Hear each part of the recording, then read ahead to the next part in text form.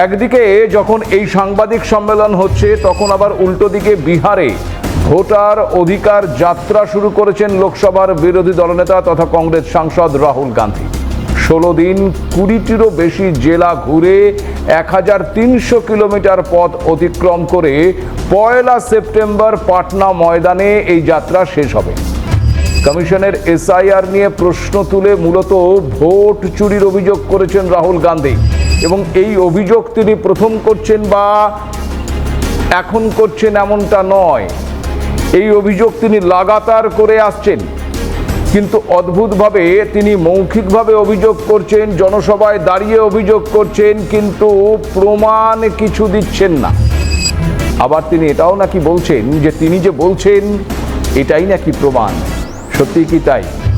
তার কারণ আজকে এই নির্বাচন কমিশন যে সাংবাদিক সম্মেলন করলো, সেই সাংবাদিক সম্মেলনে পরিষ্কারভাবে নির্বাচন কমিশন এটাও জানিয়েছে যে বিহারে বুথ লেভেল অফিসার সমস্ত রাজনৈতিক দলের প্রতিনিধিদের সঙ্গে নিয়েই ওই এসআইআর এর কাজ হয়েছে।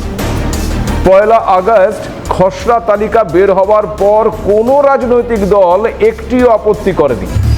কমিশন মনে করছে এর অর্থ ওই খসড়া তালিকা শুদ্ধ হয়েছে, কিন্তু কমিশন চাইছে এই তালিকাকে আরো শুদ্ধ করার, আর সেই কারণে 1 সেপ্টেম্বর পর্যন্তও তারা সময় দিয়েছে।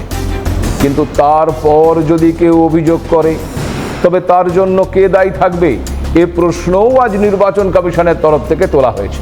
একবার ভাবুন, নির্বাচন কমিশন একটা প্রক্রিয়া চালানোর পর একটা খসড়া তালিকা প্রকাশ করেছে। এই প্রক্রিয়াটি যখন চলেছে, তখন সমস্ত রাজনৈতিক দলের প্রতিনিধিরা, এজেন্টরা এই এসআইআর টিমের সঙ্গে বাড়ি বাড়ি ঘুরে ভোটারদের সঙ্গে কথা বলে এই তালিকা তৈরি হয়েছে। 15 দিন পেরিয়ে যাওয়ার পরেও সেই খসড়া তালিকা নিয়ে নির্দিষ্ট কোনো অভিযোগ জমা পড়েনি। হ্যাঁ, বেশ কিছু অভিযোগ যারা ভোটাররা জমা পড়েছে 28,000-এর কাছাকাছি, সেই অভিযোগগুলো ডেফিনেটলি করে নির্বাচন কমিশন খতিয়ে দেখছে। কিন্তু যে ভোট চুরির অভিযোগ করা হয়েছে, সেই ভোট চুরির কিন্তু কোনো তথ্য প্রমাণ নির্বাচন কমিশনের কাছে কোনো রাজনৈতিক দলের তরফ থেকেও কিন্তু জমা দেওয়া হয়নি। নির্বাচন কমিশন মনে করছে যে এই অভিযোগ যখন জমা পড়েনি ভোট চুরির, তাহলে খসড়া তালিকাটা শুদ্ধ হয়েছে।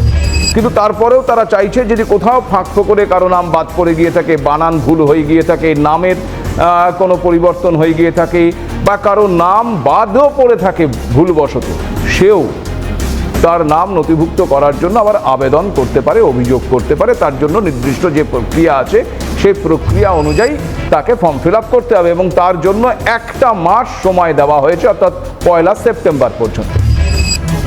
কিন্তু প্রশ্নটা হচ্ছে যে এই 1 সেপ্টেম্বরের পর যদি এই অভিযোগ তোলে, তাহলে কি সত্যিই সেই অভিযোগ গ্রহণযোগ্য হবে? 1 সেপ্টেম্বরের পর যে আর এই অভিযোগ গ্রহণযোগ্য হবে না, এদিন সে কথা কিন্তু এক কথায় পরিষ্কার করে বুঝিয়ে দিয়েছে জাতীয় নির্বাচন কমিশন। আর প্রমাণ ছাড়া কোনো একজন ভোটারেরও নাম যে ভোটার তালিকা থেকে বাদ যাবে না, এদিন সেটাও স্পষ্ট করে দিয়েছে নির্বাচন কমিশন। নির্বাচন কমিশন বলছে যে প্রত্যেক ভোটারের পাশে শক্তভাবে দাঁড়িয়ে রয়েছে কমিশন, অর্থাৎ জনতা সব জানে। প্রমাণ চাওয়া হয়েছে, কিন্তু প্রমাণ পাওয়া যায়নি।